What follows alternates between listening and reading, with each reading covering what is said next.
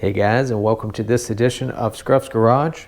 So today for a quick video, I thought I would show you a small tank bag that I recently got for my 2017 Honda CRF 250L. So obviously a dual sport, and the dual sports have typically a smaller seat and tank area than maybe some of the larger adventure bikes. So I had done some searching around trying to find a smaller tank bag that wouldn't be too intrusive or take up too much space. So I just thought I'd show you this one. I got it on Amazon, some brand called Kemi Moto. I think it was like $30 or so, because there are some name brand tank bags that I'm sure are very nice, but they're $100 or even more. And I couldn't quite justify spending that much just on a little tank bag. When I do longer trips, I'm planning to do some luggage and stuff here in the back. But for just around town, I wanted a small tank bag so I can carry my license and insurance, registration, stuff like that. So this has a phone case. I have an iPhone 10R or XR that fits without too many without any issues. So you can slide it in, zip it up. Hopefully you can see that. And the touchscreen still works. Not perfect, but it does work. And this phone case is removable, if you can see that. So there's a magnetic kind of clasp there, and then Velcro. So if you wanted to just grab this and pull it off while you're going into a store or something like that, but didn't want to deal with taking the whole tank bag off, that is an option, which is kind of nice. If you had a giant phone, anything significantly larger than this iPhone XR, maybe even with an OtterBox, I mean, there's a little bit of room, so maybe it would fit with an OtterBox. But anything giant, some of the iPad minis or something, I don't know if they would fit. I will also say, if you're using this for a map or something, right, it's kind of down in your lap, it would be difficult just to strictly navigate off of that. But if you want to just be able to check your phone for missed calls and stuff like that at a stoplight, it works perfect for that. I think for navigation, you'd probably rather have it up a little bit higher. So I've got a quad lock up here, so if I'm using the phone for navigation, that's where I'd put it. There's also an inside pocket. If I can,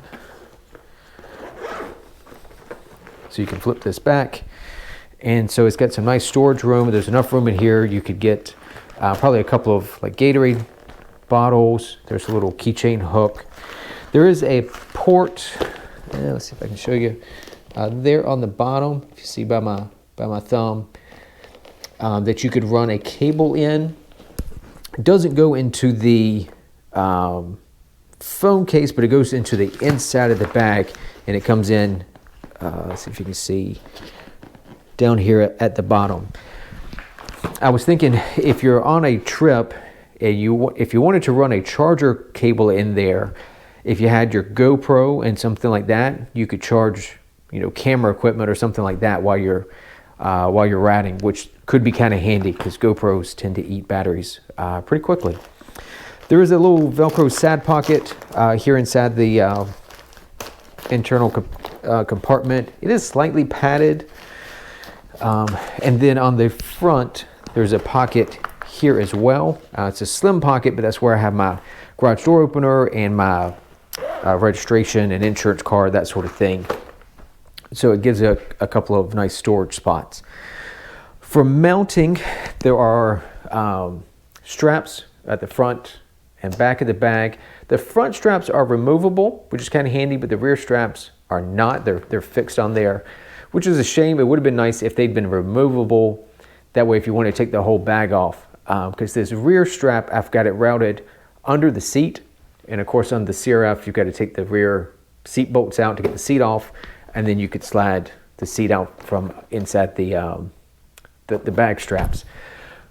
But like I said, the front straps are removable. I've just got them routed around the front. You can see it kind of comes through here. and around to the other side. As long as you don't cinch that too crazy tight, mounting it like that would be fine. Just make sure you've got full range of motion for the handlebars, and make sure you don't pinch any lines or electrical wires, that sort of thing. Just pay attention to your routing. This front strap, at least on this bike, was a little too long, even in its shortest setting. So I cut some of the stitching, and I cut off maybe, I don't know, 8-10 inches of the strap, and so I could shorten it up and get it tight to fit like I wanted on the tank. The rear strap had enough adjustability as it was. I could get it short enough. There are also some magnets kind of mounted in here. To me, they really don't do anything. I certainly wouldn't trust it to hold the bag in place without the straps. You could swap out the magnets for some like the rare earth magnets that are stronger, but I still wouldn't trust it. But they are in there if that matters to you, depending on your application. So I think for the price point, I'm content with this bag. Is there nicer stuff out there, stuff that's completely waterproof, or maybe will last longer? Maybe so. But I think for my usage on this bike, spending $30 on a tank bag just kind of fit the right price point. So I hope this gives you an option if you're looking for a small tank bag. If you have any questions, feel free to post those in the comments. I'll answer anything that I can. I'll put a link to this. I got it on Amazon, so I'll throw a link to that in the episode notes. So if you want to reference it, they'll give you some dimensions and stuff like that in the Amazon listing. So if you get specific questions, you can kind of look at that as well. So as always, thanks for tuning in to this edition of Scruff's Garage. I look forward to seeing you next time.